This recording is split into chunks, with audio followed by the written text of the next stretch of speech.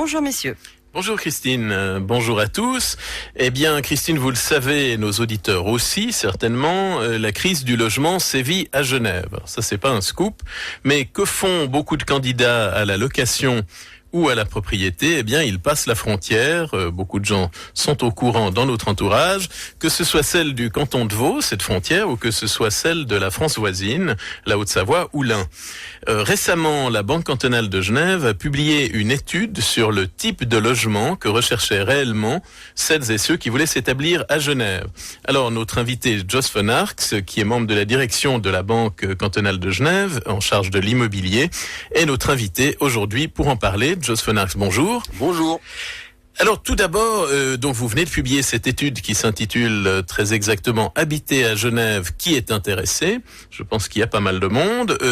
Pourquoi est-ce que la Banque cantonale de Genève a ressenti le besoin de s'intéresser de si près au marché du logement? Finalement, vous savez, c'est assez logique. La BCGE s'intéresse au logement car elle est l'un des bailleurs de fonds, l'un des acteurs importants de ce marché. Par analogie, nous étudions et nous analysons de très près l'évolution de tous les marchés dans lesquels nous œuvrons, dans lesquels nous sommes, que ce soit d'ailleurs au plan local que sur celui international. Ce qui nous a surpris concernant le logement à Genève, à l'heure de consulter les informations disponibles, les professionnels de la branche, c'est qu'un certain nombre de constats semblaient faire l'unanimité sans pour autant reposer, à notre avis, sur une étude approfondie des besoins. Je vous donne un exemple d'une information notoire. Genève manque de logement. Tout le monde s'accorde à le dire, d'autant plus que cela est confirmé par un indicateur de pénurie bien connu, le taux de vacances, en l'occurrence le plus bas de Suisse, avec 0,15%. Bon. À partir de ce constat, nous assistons à une multitude d'initiatives extrêmement intelligentes par ailleurs, mais qui tendent à résoudre ce problème sous le seul angle du volume. En d'autres termes, il s'agit de mettre à disposition un certain nombre de mètres carrés habitables dans un laps de temps déterminé. Mais qu'en est-il de la demande? Quel regard portent donc les Genevois sur leurs conditions de logement actuelles? Genève, nous le savons, véhicule depuis des années, il y a un sentiment, une impression d'insatisfaction de ses résidents à propos de leur logement. Est-ce que c'est vrai? Et si c'est le cas, que veulent-ils? Souhaitent-ils déménager? Pour aller où? Veulent-ils de grands appartements ou des petits? Dans quelle proportion? Faut-il construire en ville, à la campagne? Demandent-ils des balcons ou des jardins? Ou encore plus important, combien d'entre eux, par exemple, veulent-ils devenir propriétaires? Et quand? Pas de réponse, Thierry. Aucune réponse à toutes ces questions que nous nous posions, ce qui rendait difficile l'établissement d'une vision de marché à moyen et à long terme, une vision qui, par ailleurs, nous est nécessaire. Ce sont par conséquent ces quelques questions toutes simples que nous avons posées aux Genevois et aux pendulaires vaudois. Très bien, alors quelles sont précisément les réponses que vous avez obtenues et quels sont les constats les plus révélateurs? Alors, ils sont bien évidemment nombreux, mais le premier qui semble devoir être cité est celui de la grande satisfaction des Genevois et des pendulaires vaudois quant à leur logement. Ils attribuent en moyenne une note de 8,5 sur 10 à leur logement. Il est ici intéressant de noter en outre que les propriétaires sont en général plus satisfaits encore et attribuent en moyenne une note de 9,5 sur 10. Mais avec une note de l'ordre de 8 sur 10, le score des locataires est très bon et est intéressant car il tord le cou, à mon avis, à bon nombre d'idées reçues. Un autre constat intéressant, puisque je viens d'en aborder la question, c'est de mettre en évidence les différences de statut entre locataires et propriétaires. Alors que 18% des Genevois sont propriétaires et que 28% des Vaudois sont propriétaires, les pendulaires sont 49% à être propriétaires. Cela vous donne tout de suite une idée des différences socio-professionnelles qui caractérisent ces populations. Alors il semble effectivement que dans ces pendulaires, que je crois que nos amis belges appellent les navetteurs, c'est vrai que le terme de pendulaire doit pas figurer dans le dictionnaire, mais enfin tout le monde comprend de quoi il s'agit. Il s'agit évidemment de ces gens qui font l'aller et retour entre le travail et le logement, et ceux-ci étant relativement lointains, en tout cas ils franchissent tous les jours une frontière, cantonale ou nationale comme on le disait. Eh bien ces contribuables propriétaires sont donc des bons contribuables apparemment, des contribuables convoités. Est-ce qu'ils sont vraiment tous vaudois ou est-ce que ce sont des Genevois exilés? Bien entendu, la réponse est non, Thierry. Et vous soulevez là encore l'un des grands enseignements de notre enquête. 51% d'entre eux sont même des ex-Genevois. Et lorsqu'on leur demande pourquoi ils sont partis, ils nous disent avant tout que c'est parce qu'ils n'ont rien trouvé à Genève. Et qu'une fois sur la côte, ils ont trouvé un cadre, ma foi, très sympathique. Enfin, et dans la rubrique « Tordons le cou aux idées préconçues », notons que la fiscalité, réputée plus attractive dans le canton de Vaud, n'a motivé que 6% des déménagements au moment du choix. Les candidats au retour à Genève, ils sont tout de même près de 17% des pendulaires qui veulent déménager, ça mérite d'être souligné. Les candidats au retour à Genève placent par contre l'élément fiscal plus haut, bien entendu, dans leurs priorités. Alors, est-ce qu'on pourrait penser que les Genevois ne sont pas avant tout attachés à leur ville ou à leur commune, à leur canton, à leur république, quoi? Bien au contraire, et c'est bien ce qui nous interpelle. Les Genevois nous disent clairement, au travers de leurs réponses, qu'ils sont attachés à leur environnement direct, leur quartier, la proximité des écoles, les transports publics, leurs voisins sont autant d'arguments avancés pour témoigner de cet attachement.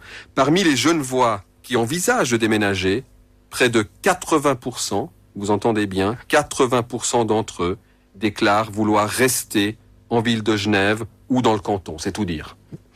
Et quelle taille de logement ces gens cherchent-ils, à supposer que ces logements existent évidemment?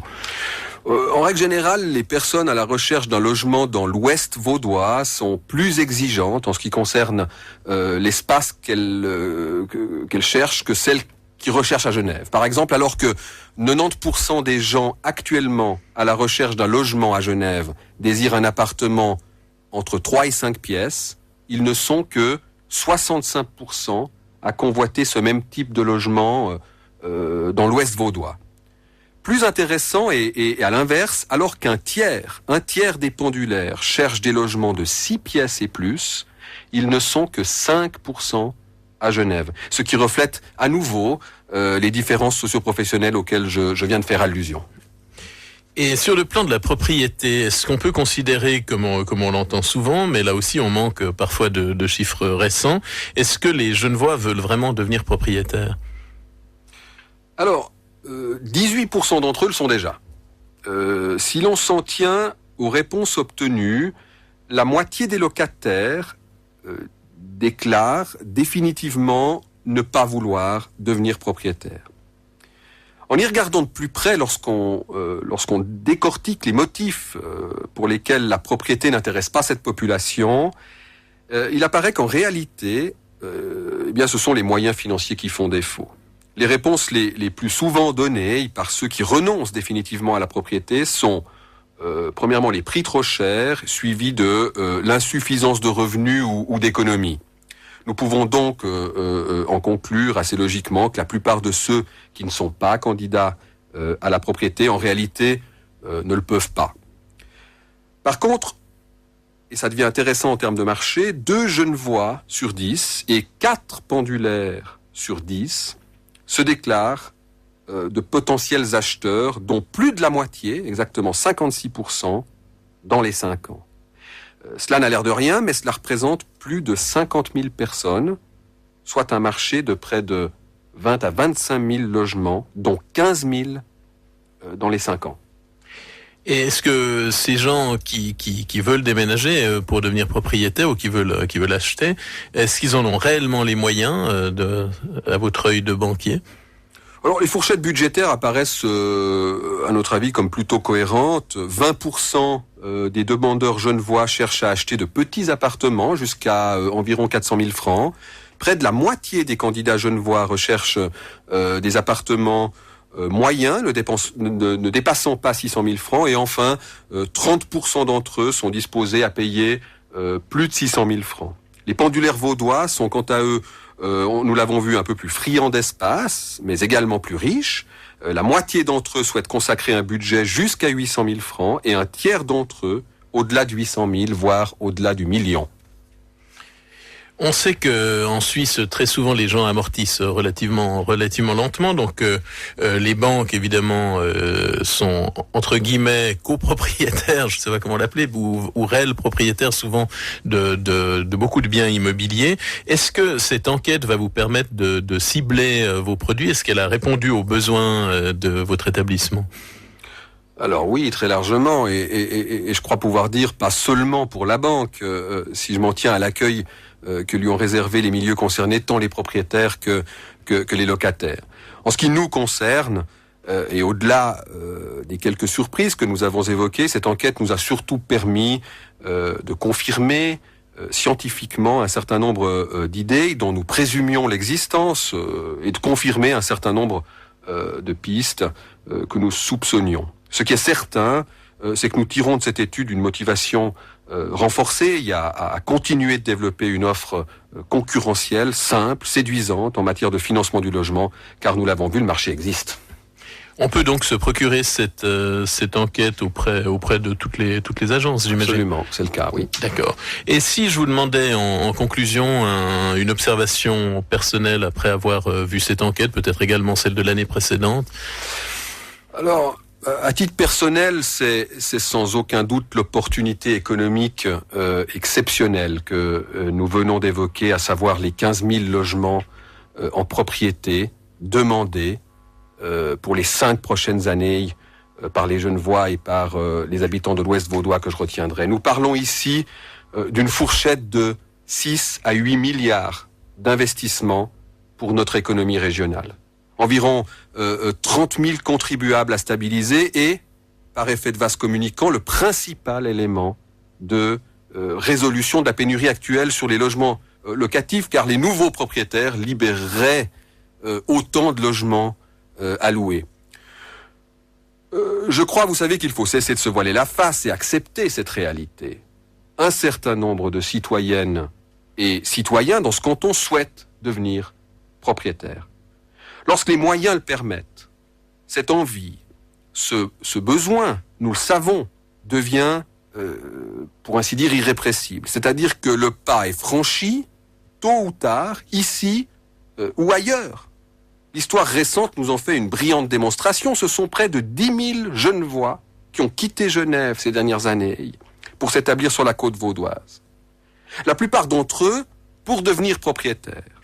Ceux-là ne reviendront pas, car ils sont très heureux aujourd'hui, mais nous savons aussi, nous le disions, que s'ils avaient eu le choix, ils seraient restés à Genève.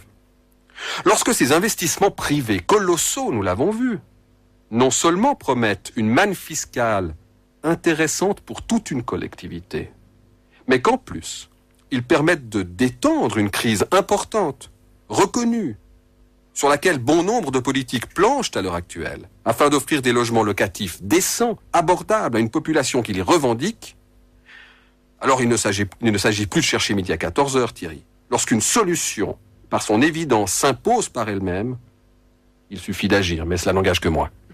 Écoutez, ça n'engage que vous, mais en tout cas, c'est enthousiasmant pour tout le monde et on espère que vous serez écoutés, ce qui est certainement le cas puisque vous passez sur Radio Lac. Merci à Jos Fenarx d'avoir participé à notre Lunch IMO. La semaine prochaine, Christine, nous allons encore améliorer notre quota de femmes invitées puisque, oui, c'est tout à fait nouveau. Enfin non, c'est pas nouveau, c'est la 3e fois déjà, ce qui nous fait 10%, je crois. On va tâcher de s'améliorer encore. Bravo. Il sera question d'architecture et nous parlerons plus précisément du métier d'architecte et d'ingénieur et de son évolution. Nous recevrons pour ce faire une femme architecte, Bénédicte Montant. Ce sera lundi prochain à 12h15. Excellente semaine à tous. Bon appétit.